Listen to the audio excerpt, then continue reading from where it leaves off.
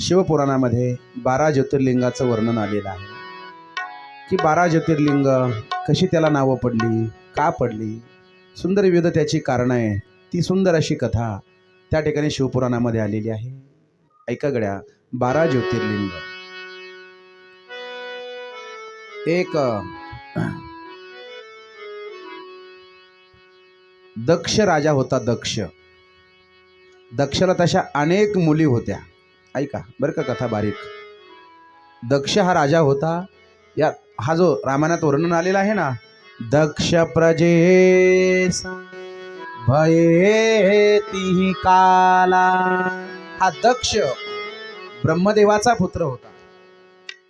आणि या दक्षाला अनेक मुली झाल्या. ऐका, तर त्यापैकी या दक्षाच्या 27 मुली, ऐका,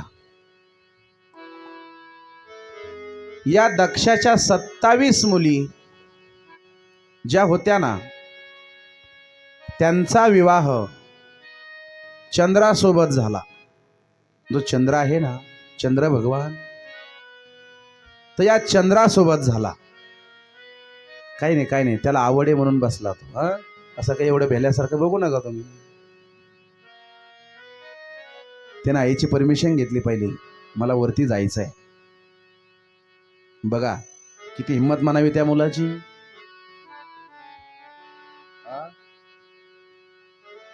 काय नाव तुझं बेटा? कैवल्य, संवर्धन, वाव, सर्वज्ञ.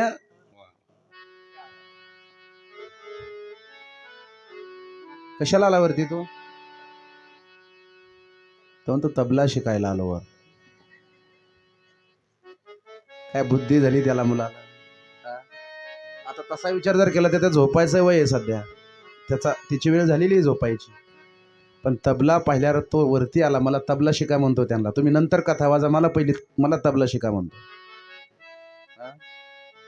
वा वा कैवल्य, खूप मोठा होशील तू. मोठा तबलजी होशील. तुझी इच्छा आहे. अशी इच्छा पाहिजे महाराज. असो. बघा, दक्ष हा राजा होता. दक्षाला अनेक मुली होत्या. त्यापैकी 27 मुली त्यानं चंद्राला दिल्या. चंद्रासोबत त्यांचं लग्न लावलं. चंद्रदेवासोबत 27 मुलीचं लग्न लावलं. पण त्याच्यापैकी एक रोहिणी नावाची मुलगी होती दक्षाची. कोणची? रोहिणी. तर 27 मुलींपैकी जी रोहिणी होती ही चंद्राच्या जरा जास्त जवळ असायची. बाकीच्या 26 म्हणायच्या की आमचे पतिदेव हिलाच जास्त जीव लावतात. आम्ही काय अशाच आहे का? म्हणे आमचीच बहीण आहे, आम्ही तिच्या आहोत, ती आमची आहे. मग त्यांना जास्त जीव लावतात, तिला जास्त जीव लावतात, आम्हाला जरा कमी लावतात. मग बाकीच्या 26 मुलीनं आपल्या बापाकडे तक्रार केली. अगोदर चंद्राला भरपूर समजावलं, आपल्या हजबंडला भरपूर सांगितलं, पतीला भरपूर सांगितलं, पण ते काही मेळ बसला नाही. मग शेवटी बापाकडे शिकायत केली. बघा, ज्या मुलीच्या घरून जास्त हुंडा आलेला असतो, नीट ऐका, दहेज, हुंडा, ज्या पोरीच्या बापानं जास्त हुंडा दिलेला असतो, शक्यतो ती स्त्री त्या सासरच्या लोकांचं फारसं ऐकून घेत नाही. लंकी गुरुजी म्हणतात काहीच ऐकून घेत नाही. काही अनुभव आहे का? आपल्याला आलंच नाही. आपल्याला आलाच नाही महाराज, तर काही अनुभवच नाही. पण आमच्या सर्वेनुसार ज्या स्त्रिया जास्त हुंडा घेऊन त्या घरात येतात, सासरी येतात, त्या फारसं ऐकत नाही. ऐकतात पण एक मापापर्यंत. पती जर पत्नीला बोलला, तुम्हाला जर पती बोलला, आता काय मजल आहे, 52% तर ऑलरेडी आहेच म्हणे आम्हाला आता आरक्षण. किती टक्के सध्या? 52%. म्हणजे 2% आपल्यापेक्षा यांना काय साहेब नक्की जास्त आहे. मग काही स्त्रिया पतीचं ऐकतात. पती जर बोलला पत्नीला स्वतःला काही बी पतिदेव बोलला तर ते ऐकून घेते, ऐकून घेते, ऐकून घेते. पण पतीनं का रस्ता सोडला आणि पती का भावाकडं बापाकडं गेला, हवा तिकडं जायचं नाही. मला मला बोलायचं काय, मला त्यांनी काय बिघडलं तुमचं? सहन होतं का तुम्हाला? अजिबात नाही. महाराज ह्या दक्षाच्या मुली विचार करायला लागल्या. 26 मुली विचार करतात काय करावं. रोहिणीला जास्त प्रेम लावतात हे, आम्ही का यांच्या पत्न्या नाही का? लाख समजावलं पती ऐकायला तयार नाही. मग त्यांनी आपल्या बापाकडे शिकायत केली, दक्षाकडं. दक्षाला सांगितलं, पिताश्री काहीतरी करा, पण हे असं असं चाललंय म्हणे, आम्ही कुठपर्यंत सहन करायचं? दक्षानं एकदा समजावून सांगितलं, दक्षानं समजावून सांगितलं, पण चंद्राला काही राहावे ना. चंद्रानं काही ऐकलं नाही. शेवटी दक्षाला राग आला आणि दक्षाने त्या चंद्राला शाप दिला. ए चंद्रा, अरे तुला एकदा सांगितलं, दोनदा सांगितलं, तुझ्या लक्षात आलं नाही, जा, मी तुला शाप देतो, तुला क्षय रोग होईल. काय? तुला क्षय रोग होईल. क्षयरोग समजतो ना आपल्याला, त्याला आपण हल्ली म्हणतो टीबी. आता टीबीवर उपाय आलेला आहे. म्हणून बघा, आजही चंद्राचा प्रकाश कधी असतो तर कधी नसतो. मला वाटतं आमाश्याला फुल प्रकाश असतो चंद्राचा, आहे ना? आमाश्याला चंद्र फुल प्रकाशित असतो ना तुमच्या चौधरीनगर मध्ये? नाही? मग कार्तिकेला असतो का? चंद्र प्रकाशित कधी असतो? पौर्णिमेचे चांदणे क्षणा क्षणा हो येऊने, तैसे माझे जिणे एका विठ्ठल विणे. संत सांगतात पौर्णिमेचा चंद्र हा पूर्ण असतो. कसा असतो? लख प्रकाश असतो. त्या पौर्णिमेच्या दिवशी बघा, तो चंद्र अगदी स्वच्छ दिसतो. दिसतो की नाही? चंद्राच्या प्रकाशात आपण चालू शकतो रात्री, इतका प्रकाश देतो कोण? चंद्र. पण हळूहळू हळूहळू जशी जशी अमावस्या जवळ येत जाईल तसा तसा काय होतो? विखुरल्या जातो. हा दक्षानं दिलेला शाप आहे, हे लक्षात ठेवा. कोणी दिला? दक्षानं दिलेला शाप आहे. मग महाराज चंद्रानं क्षमा मागितली. हो क्षमा करा, चुकलं चुकलं म्हणे, माझ्याकडून चुकलं. पण नाही म्हणे, आता त्याला पर्याय नाही. मग पर्याय नाही असं म्हटल्यावर चंद्रानं भगवान शंकराची आराधना केली, असं शिवपुराण सांगतं. भगवान शंकराची आराधना केली. भगवान शंकर तिथं प्रगट झाले. तर प्रगट झाले आणि प्रगट झाल्याच्या नंतर त्या ठिकाणी ऐका गड्या 6 महिने त्यांना पूजा केली.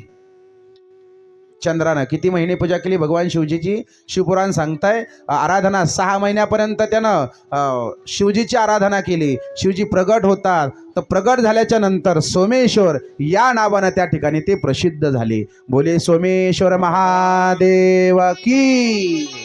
सोमेश्वर महादेव या नावानं प्रसिद्ध झाले. सुंदर वर्णन केलं. त्यानंतर पुढे एकदा काय झालं, कार्तिक स्वामी आणि गणेश भगवान दोघांमध्ये चर्चा चालू होती. भगवान शंकराचे 2 मुलं आहे, कार्तिक स्वामी आणि भगवान शंकर. कार्तिक स्वामी म्हणतात मी लग्न करणार, गणपती म्हणतात मी लग्न करणार. दोघांची चर्चा झाली. चर्चा करता होता तो तुम्ही झाली म्हणे, जे सगळ्यात अगोदर पृथ्वीला 7 प्रदक्षिणा करेल त्यांना अगोदर लग्न करायचं म्हणे. दोघांची चर्चा चालली. असं नाही का कधी कधी आपण बोलतो आणि बोलता बोलतात, हां तू करेल का तसं? आपण नाही करणार, आम्ही करणार, तू नाही करणार, अरे करणार म्हणे काय पाहिजे. हे जसं व्यवहारात घडतं, सहज बोलता बोलता घडतं की नाही? हे घडतं महाराज. आम्ही एकदा शिकत होतो संस्थेत 2000 मला वाटतं 5ला. सुरुवातीला प्रायमरी शिक्षण मी पैठणला घेतलं होतं. सुरुवातीला 2005ला मला चांगलं आठवतं, आमच्या पाठात एक आघाव विद्यार्थी होता. आघाव म्हणजे रिकाम्या कामाला लय जोर होता त्याला. असतात काय अशी पोरं गुरुजी, रिकाम काम म्हणलं त्याला लय जोर, अभ्यास म्हणलं की सगळ्यात मागं राहायचा. पण असे काम म्हणलं सगळ्यात पुढं. बोलता बोलता दोघांची पैज लागली. पैज अशी लागली, तो म्हणला 1 किलो जिलेबी खायची आणि त्याच्यावर अर्धा किलो दही खायचं. जिलेबी खाल्ल्यावर एक खावडच होतं. ते म्हणलं आपण मी काय पाहिजे म्हणे? 100 रुपये देईन. आणि त्या दोघांच्या मध्ये मी साक्षी, मी मध्ये मध्ये करायला होतो. मला आजही आठवतं ते उद्यान होतं, उद्यानकडे आम्ही गेलो होतो. जात असताना सज्जनांनो ऐका, त्यानं खाल्ली नाही 1 किलो जिलेबी. काय पाहता माझ्याकडं? हो, आणि दही बी खाल्लं. त्याला मला घे लवकर 100 रुपये घे, 100 रुपये. 100 घेतले, खिशात घातले आणि सगळं उलट आला. जेवढं खाल्लं तेवढं बाहेर टाकलं, संस्थेत आला. हे जसं होतं ना चर्चा, तसं दोघां भावाचं झालं. म्हणे मी लग्न करणार नाही, म्हणे मी करणार. म्हणे असं करू, जो सगळ्यात अगोदर पृथ्वीला 7 प्रदक्षिणा मारेल तो लग्न करेल. हा ठीक आहे, डन. म्हणे डन. आता डन म्हटल्याच्या नंतर महाराज दोघं आपापल्या आसनावर बसले. दोघं आपापल्या आसनावर बसले. आता गणपती बाप्पाचं वाहन काय? उंदीर. आता उंदीर किती पळणार आहे पळून पळून. आणि कार्तिक स्वामीचं वाहन मोर. कार्तिक स्वामी मोरावर बसले महाराज आणि त्या ठिकाणी प्रदक्षिणा करायला लागले. आता पृथ्वीची प्रदक्षिणा करायची महाराज. पृथ्वीची प्रदक्षिणा म्हणजे काय? चौधरी नगरची प्रदक्षिणा आहे का? पृथ्वीची एकदा नाही पण 7 वेळा परिक्रमा करायची. जो सगळ्यात अगोदर करेल तो पहिल्यांदा लग्न करेल. बोलता बोलता चर्चा झाली महाराज. कार्तिक स्वामी मोरावर बसले, प्रदक्षिणा करायला सुरुवात केली. आता गणपती बाप्पा हुशार, बुद्धीची देवता आहे. हुशार माणसं वायला जात नाही. हुशार ती हुशारच असत. बुद्धिवान माणसं व्हायला जात नाही. हातपाय मळवत तर नाही, पण पैसा कमवल्याशिवाय. हे हुशार माणसाची निशाणी असते महाराज.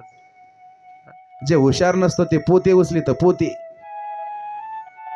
अख्खं गोडांग खाली करतं, 100 रुपये घेत आणि तेवढ्याची पेतन लोळत. हे हुशार नाही, याला हुशार म्हणत नाही. भगवान गणेश बुद्धीची देवता आहे, हुशार होता महाराज. गणेशानं काय केलं ऐका. माता पार्वती आणि भगवान शंकर त्या ठिकाणी होते. शिवपुराणानुसार कथा आहे बरं. माता पार्वती भगवान शंकर होते. माता पार्वतीला भगवान शंकराला त्यानं उभं केलं आणि माता पार्वतीला भगवान शंकराला 7 प्रदक्षिणा मारल्या. झाली म्हणे पृथ्वीची प्रदक्षिणा. कारण आईवडिलाला आपण जर प्रदक्षिणा मारली ते एक पृथ्वीला प्रदक्षिणा मारल्याचं पुण्य मिळतं असं शिवपुराण सांगतं. मग शिव महाराज कार्तिक स्वामी तर निघाले प्रदक्षिणा करता, पण गणेश भगवंतानं काय केलं? तिथल्या तिथंच प्रदक्षिणा मारली आणि शिवजीनं दिलं ना लग्न लावण्याचं. कुणाचं? गणेशाचं, गणपती बाप्पाचं. कुणासोबत? म्हणे एक बी नाही. आम्हाला एक भेटाना म्हणे महाराज. होय, ते का आता कथेत सांगू? लय अवघड आहे. आता पूर्वी मुलीवाले बेजार असायचे, पूर्वी मुलीवाले परेशान असायचे. पहिले मुलीवाले लग्ना कार्यात फिरायचे महाराज. मुलीचे बाप आपल्या मुलीसाठी स्थळ पाहण्याकरता लग्ना कार्यात राम राम श्याम श्याम, पाहुण्याचा परिचय आहे का, मुलगा आहे का, कसा आहे काय, अशी चर्चा करत फिरायचे. आता पोरावाले फिरते, आहे का पोरगी? तेव्हा नाही नाही करायचंच नाही. अहो मी घेतो करू. नाही नाही जमतच नाही, पोरगी नाही म्हणते सध्या. हा कशाचा परिणाम आहे? आपण पेरलेलं आहे ते बी, ते आता उगलं. आपण भरून हत्या केली की नाही? सांगना आई मला कोण वाचवणार.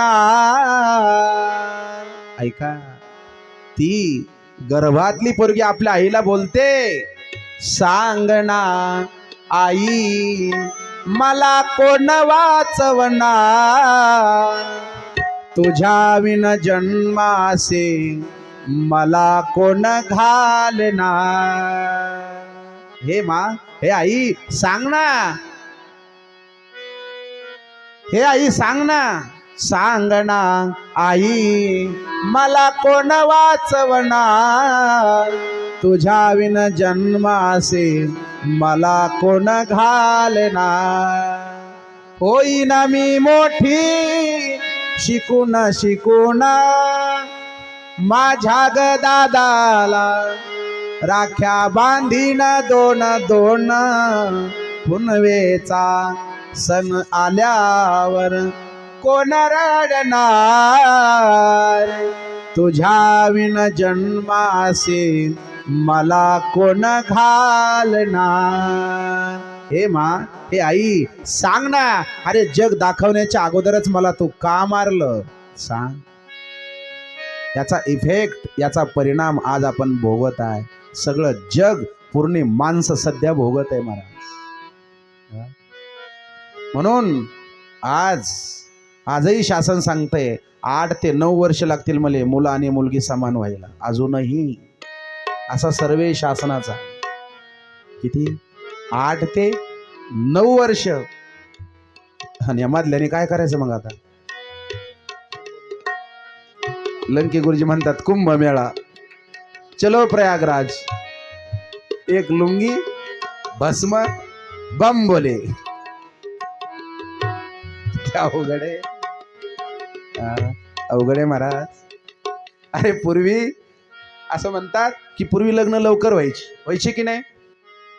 पूर्वी 16 वर्ष, 17 वर्ष, 12 वर्षात लग्न व्हायची.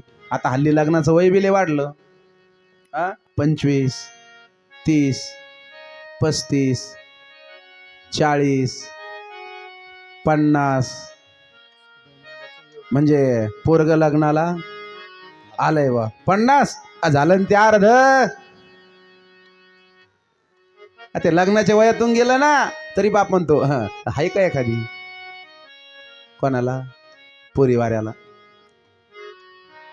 महाराज गणेश भगवंतानं कार्तिक स्वामी तिकडं प्रदक्षिणा करत होते. पृथ्वीची प्रदक्षिणा करण्यामध्ये कार्तिक स्वामी व्यस्त. इकडं गणपती बाप्पानं प्रदक्षिणा केली. लग्नाचंही नियोजन ठरलं. रिद्धी सिद्धी सोबत गणेश भगवंतानं लग्न लावलं. सगळ्याला बोलवलं, नारद येतात. लग्न लावलं, सगळं झालं. सगळं झाल्याच्या नंतर कालांतराने गणेश भगवंताला 2 मुलंही झाली. कोणती? चौधरीनगर. गणेश भगवंताची मुलं कोण आहे सांगा? कथा ऐकता ना तुम्ही? कोण आहे? भेल्यासारखं पाहत्यात बा. कोण आहे? गणेश भगवंताची मुलं. त्यांची नावं काय माहिती नाही तुम्हाला? अरे रोज लिहिताना तुम्ही घरावर असं कोण आहे? शुभ आणि लाभ ही गणेशाची 2 मुलं आहे. लक्षात ठेवा. आपण आपल्या घरावर येतो की नाही? मंगल मुहूर्तावर लग्न आयोजित केलेलं आहे. केंद्रे परिवार असं भिंतीवर लिहितो की नाही आपण? आणि एका बाजूने लिहितो शुभ आणि एका बाजूने लिहितो लाभ. का लिहितो हे माहिती तर पाहिजे ना. आता झालं ना माहिती? ही गणेशाची 2 मुलं आहे. महाराज नारद लग्नाला आले. गणेश भगवंताच्या मुलाचं नाव ठेवलं. तेव्हा नारद आले. सगळा कार्यक्रम झाला आणि नारद सगळं आटपून परत वरती आकाशात निघून गेले. आणि निघून जाता जाता मध्ये कार्तिक स्वामीची भेट झाली. राम राम म्हणे. राम राम. नारद म्हणतात तुम्ही इकडं कुठं गुफेत असं इकडं कुठे फिरता म्हणे वरवर? तुम्ही तर लग्नाकार्यात दिसलेच नाही. कार्तिक स्वामी म्हणतात कोणाचं लग्न? ऐका बरं का काय म्हणतात कार्तिक स्वामी. अहो कोणाचं लग्न? नारद म्हणतात अहो असं काय बोलता? कोणाचं म्हणजे तुमच्या भावाचं? कोणाचं? काय माझ्या भावाचं लग्न? म्हणे हो. गणेशाचं? म्हणे हो. आणि कधी झालं? अहो म्हणे त्यांना 2 मुलं बी झाले लग्न होऊन. तुम्ही काय करता इकडं? म्हणे काय? हो. नाही नाही म्हणे नारदा. अहो आमचा पण झालेला आहे. जो सगळ्यात अगोदर प्रदक्षिणा करेल त्यानं अगोदर लग्न करायचं. तो माझ्या माग आहे, मी त्याच्या पुढे आहे. म्हणे पुढं नाही, तो ले पुढे गेला.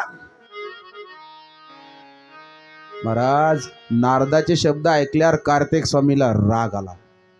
एवढा प्रचंड राग आला असं शिवपुराण सांगताय. कार्तिक स्वामीला एवढा राग आला आणि कार्तिक स्वामी तिथून रुसले आणि एका पर्वतावर निघून गेले. उंच पर्वतावर निघून गेले. हिमालयामध्ये टेकडीमध्ये निघून गेले. अतिशय सुंदर असे लांब निघून गेले. लांब गेले तर माता पार्वतीला कळालं. नारदानं सांगितलं. भगवान शंकराला कळालं. भगवान शंकर माता पार्वती त्या कार्तिक स्वामीला आपल्या मुलाला समजावण्याकरता तिथं जातात. त्याचं सांत्वन करतात. अरे बाळा जाऊ दे. नाही त्या ठिकाणी अजिबात त्या ठिकाणी कार्तिक स्वामी ऐकायला तयार नाही. तर बऱ्याच दिवस तिथं भगवान शंकरानं आणि माता पार्वतीनं वास केला. त्या ठिकाणी भगवान राहिले आणि मल्लिकार्जुन या नावानं ते प्रसिद्ध झाले. बोले मल्लिकार्जुन महादेव की. महाराज असो अशा एका ज्योतिर्लिंगाच्या कथा त्या ठिकाणी आलेल्या. पुढे महाकालेश्वर ज्योतिर्लिंगाची कथा सांगितली. म्हणे एक चंद्रसेन नावाचा राजा होता. अशा सुंदर कथा आलेल्या आहेत महाराज. हा चंद्रसेन नावाचा राजा होता. याच्याकडे एक मणी होता. मणी असा होता, तो ज्याला स्पर्श करेल त्याचं सोनं व्हायचं. परीस फक्त काय करतो, स्पर्श केला तर सोनं करतो. पण हा मणी असा होता, ज्या धातूला स्पर्श केला तो धातू सोनं व्हायचा. महाराज या राजाची ख्याती सगळ्या दिशेला पसरली. आणि मोठं होणं हे सुद्धा इतकं सोपं नाही महाराज. अनेक शत्रू वाढतात माणसाचे अनायास. आपल्याला माहीतही नसतं आपल्याला क्रॉस आहे म्हणून. का? तू मोठा आहे ना. जया अंगी मोठेपण तया यातना कठीण. मोठं होणं एवढं सोपं नाही. त्याला यातना तशाच मोठ्या असतात. चंद्रसेन नावाचा राजा, याची ख्याती सगळीकडे झाली. देशोदेशीचे राजे त्याला मारायला आले. ऐका, त्या चंद्रसेनाला मारायला आले. पण महाराज असा भक्त होता तो. त्या राज्यातल्या एका लहान मुलानं असं सुंदर एक असं शिवलिंग बनवलं त्या चंद्रसेन राजाच्या त्या दरबारामधल्या. चंद्रसेन राजाच्या त्या दरबारामध्ये एका मुलानं सुंदर छानसं असं शिवलिंग बनवलं. सुंदर शिवलिंग बनवलं आणि त्यानं भजन सुरू केलं. नमः शिवाय, नमः शिवाय, नमः शिवाय, नमः शिवाय. महाराज आई बोलायला आली, ते काही केलं ना, ऐके ना, घरी जाय ना. आईनं राग आला, आईनं शिवलिंग घेतलं फेकून दिलं. महाराज पोरग रडायला लागलं. आणि हे त्या मारायला आलेल्या त्या चंद्रसेनाला मारायला आलेल्या राजांनी पाहिलं. महाराज पाहिल्यानंतर त्यामधून महाकालेश्वराचा अवतार झाला. बोले महाकालेश्वर महादेव की.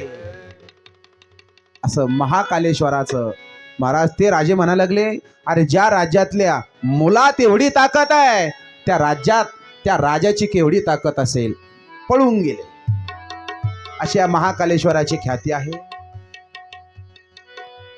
त्यानंतर पुढे ओंकारेश्वर हे शिवलिंग कसं प्रगट झालं त्याचं वर्णन केलं. म्हणे ओंकारेश्वर एकदा काय झालं, विंध्याचल पर्वत आहे. या विंध्याचल पर्वताला असा अभिमान झाला की या जगात मीच मोठा आहे, मीच उंच आहे. आणि अभिमान कधी झाला नाही पाहिजे महाराज. किती मोठं काम करा पण मी केलं नाही, भगवंतानं केलं असा भाव मनात असला पाहिजे. नाही तर केवढंही काम करा आणि मी केलं, संपलं. शास्त्र सांगतं त्याच्या पदरात काहीच पडत नाही. मी केलं असं कधीच म्हणायचं नाही. जसं सांगू का तुम्हाला, तुमच्या लक्षात आहे, तिळभर जरी होय अभिमान, मेरू तो समान भार देवा. तीळ केवढा असतो, तीळ किती छोटा असतो. अरे तीळभर जर अभिमान आपल्याला झाला, तीळभर, तर भगवंताला ओझं किती होतं म्हणे, मेरू पर्वता एवढं. जगात 7 आश्चर्य आहेत. किती? 7. त्यापैकी मेरू पर्वत हे एक आश्चर्य आहे. सगळ्यात उंच पर्वत आहे मेरू पर्वत, असं जनरल नॉलेज सांगतं. नक्कीच आहे. म्हणजे तीळभर अभिमान झाला, भगवंताला मेरू पर्वत एवढं ओझं होतं. तीळ केवढा आहे? असा छोटा असतो, गुलाबजाम सारखा. गुलाबजाम सारखा असतो ना तीळ, असा छोटा नाही. केवढा असतो? खूप छोटा असतो. असं म्हणतात एक तीळ 7 जणांनी खाल्ला होता. किती जणांनी? कसा खाल्ला असेल बरं? मी असा तो तीळ घेतला, तीळ त्याच्याशी 7 पार्ट करावे म्हणून असं त्याला तोडलं. पण माझ्याकडनं मुश्किलनं 2च पार्ट झाली त्याची. तिसरा काही तुकडा झाला नाही. तीळ किती छोटा आहे. मग तिळा इतका जर अभिमान झाला, भगवंताला ओझं किती होतं? आपल्याला दिवसातून किती होतो? पावला पावलाला अभिमान. महाराज मी होतं म्हणून झालं, नाही तर ते काय होत होतं, त्याला काय जमतं, मी केलं म्हणून झालं. अरे तू कोण आहे करणारा? मत कर तू अभिमान बंदे. आवाज आवाज मत कर तू अभिमान. आवाज आवाज देतो, आवाज बेस. मत कर तू अभिमान बंदे, झूठी तेरी शान रे.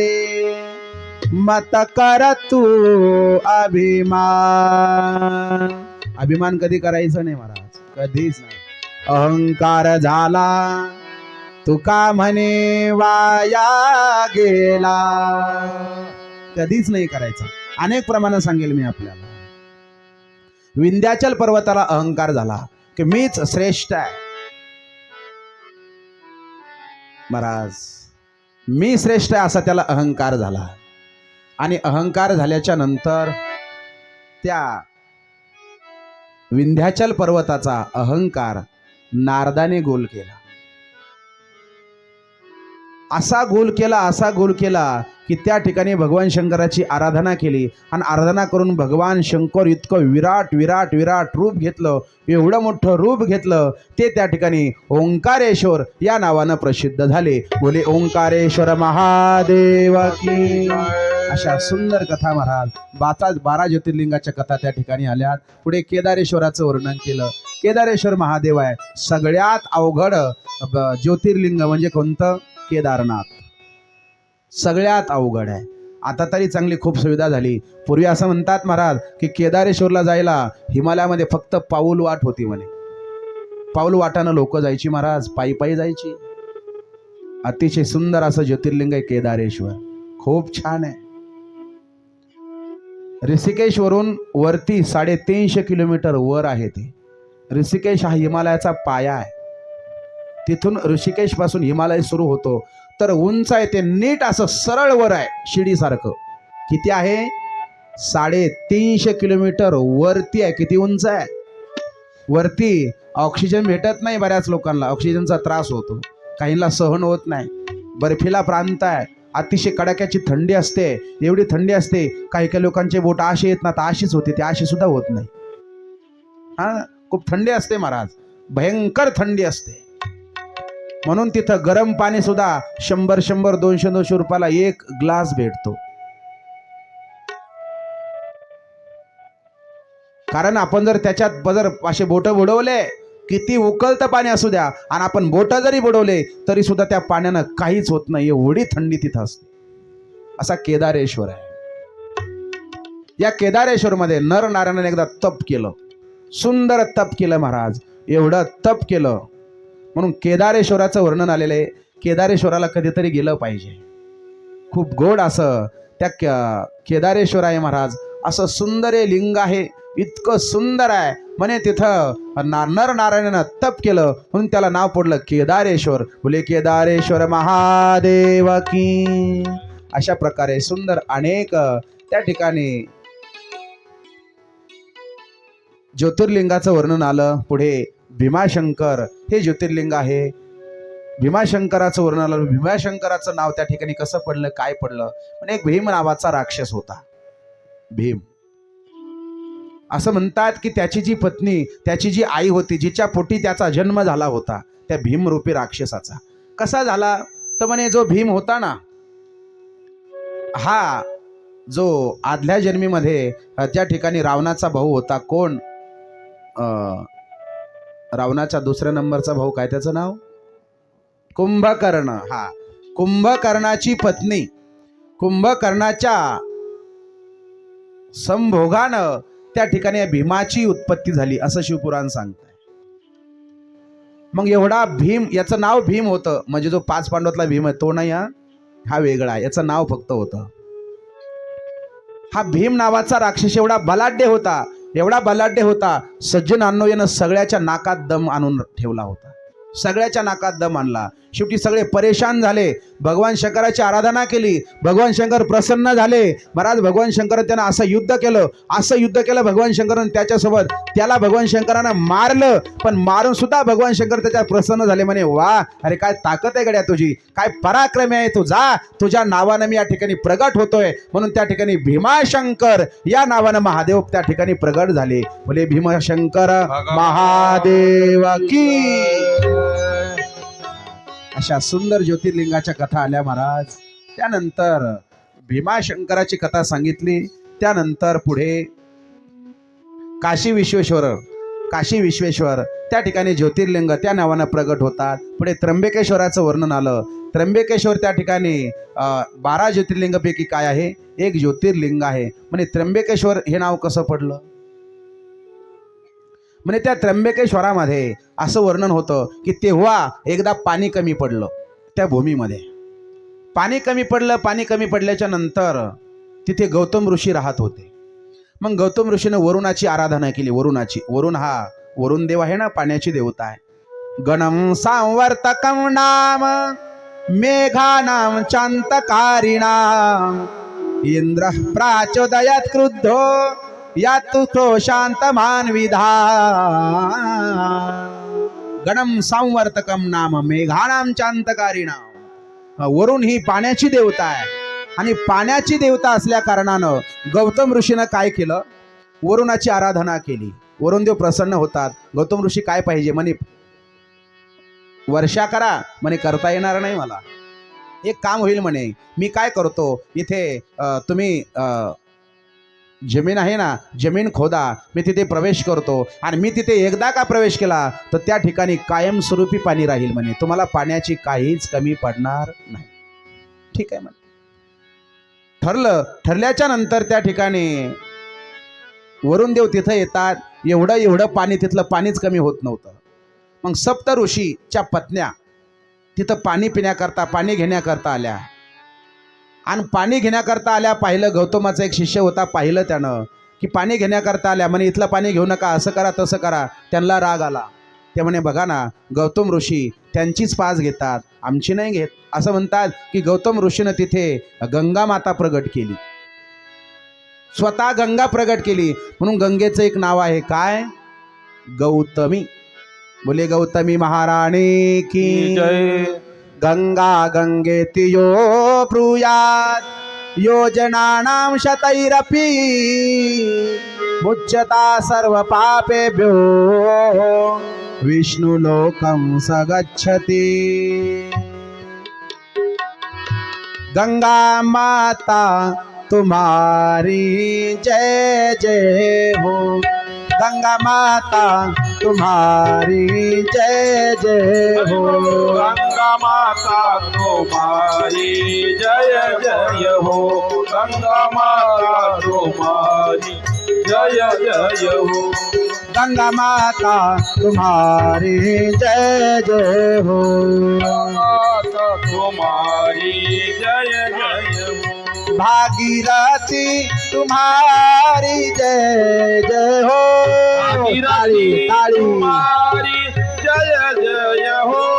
भागीरथी तुम्हारी जय जय हो. भागीरथी तुम्हारी जय जय हो. गंगा माता तुम्हारे जय जय हो. गंगा माता तुम्हारी जय जय हो. गंगा माता तुम्हारे जय जय हो. गंगा माता तुम्हारी जय जय हो. माता जय जय हो. माता जय जय हो. माता जय जय हो. माता जय जय हो. माता जय जय हो. माता जय जय हो. अशी आराधना केली गौतम ऋषीनं आणि त्या ठिकाणी शिवजी प्रगट होता. त्र्यंबकेश्वर हे त्या शिवजीला नाव पडलं. बोले त्र्यंबकेश्वर महादेव की. आवाज दे दादा, आवाज. त्र्यंबकेश्वर असं नाव पडलं. त्या ठिकाणी नंतर हे 8वं ज्योतिर्लिंग आहे. त्यानंतर 9वं ज्योतिर्लिंगाचं वर्णन त्या ठिकाणी सुंदर आलं. वैद्यनाथ या ज्योतिर्लिंगाची कशी स्थापना झाली, म्हणे कसं नाव पडलं.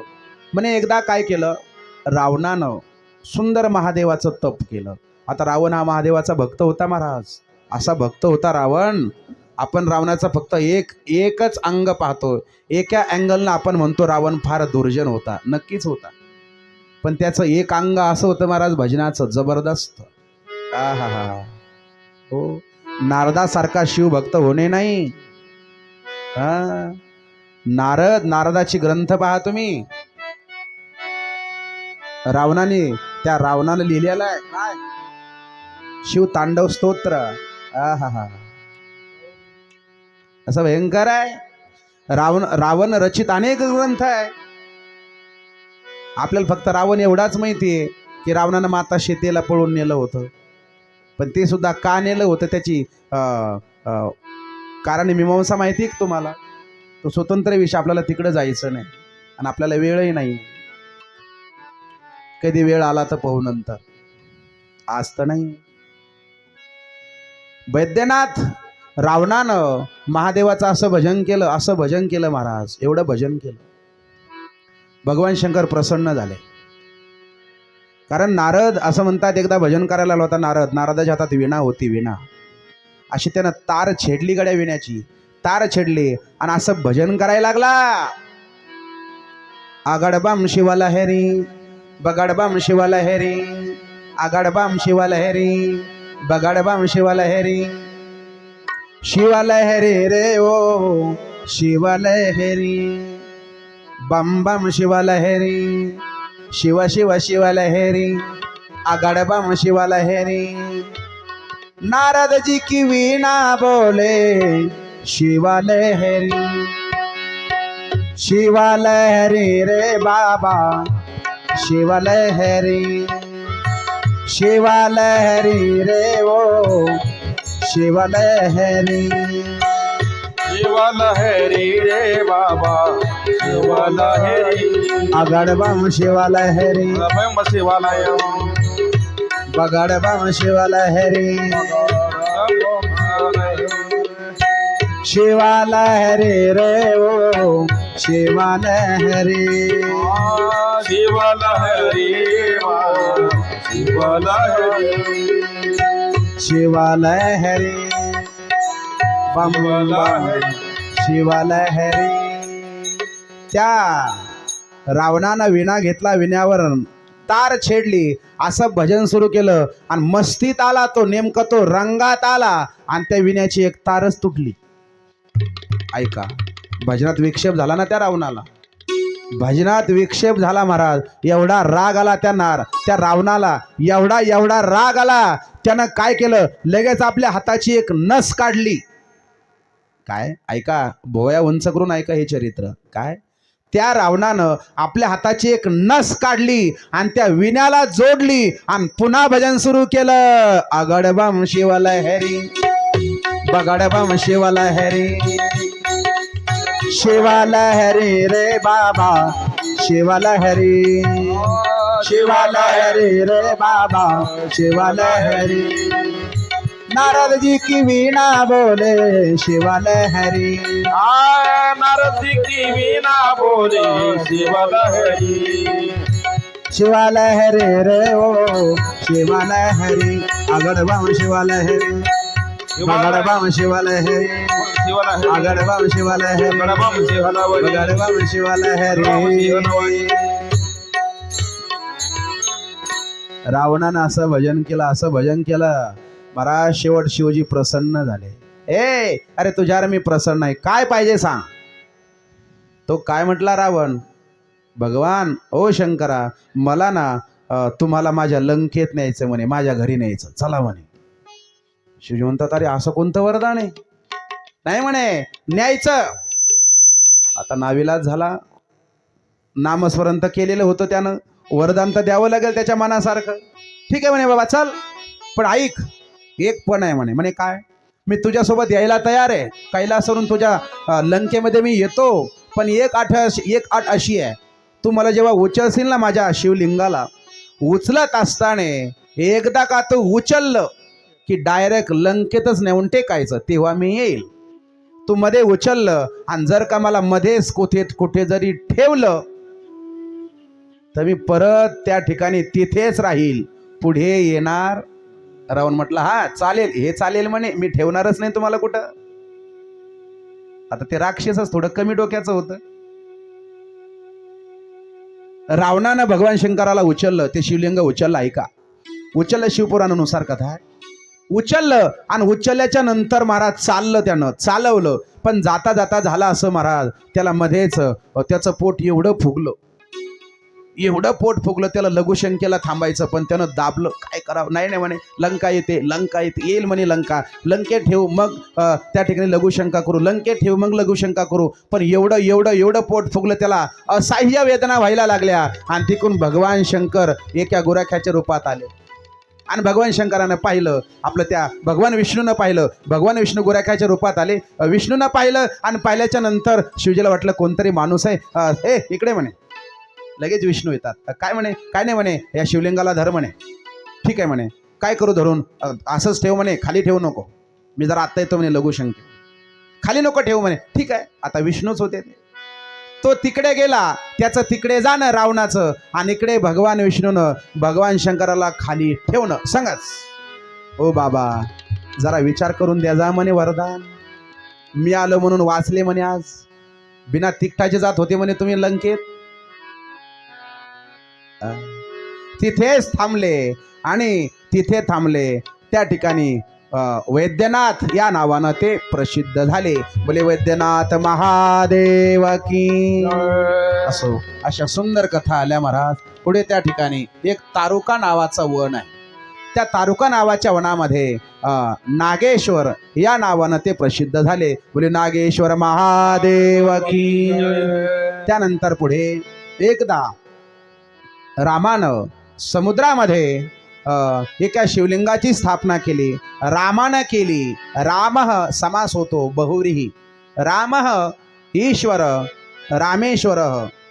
ज्या रामानं एका शिवलिंगाची स्थापना केली, त्या रामेश्वर नावानं ते समुद्राच्या तटी त्या ठिकाणी तिथेच राहिले. नाव पडलं रामेश्वर. बोले रामेश्वर महादेव की. आणि त्यानंतर पुढे घृष्णेश्वर आपल्या अगदी उशाला आहे. अशा प्रकारे 12 ज्योतिर्लिंगाची कथा या ठिकाणी आपण आपल्या थोड्या वेळामध्ये पाहण्याचा प्रयत्न केला.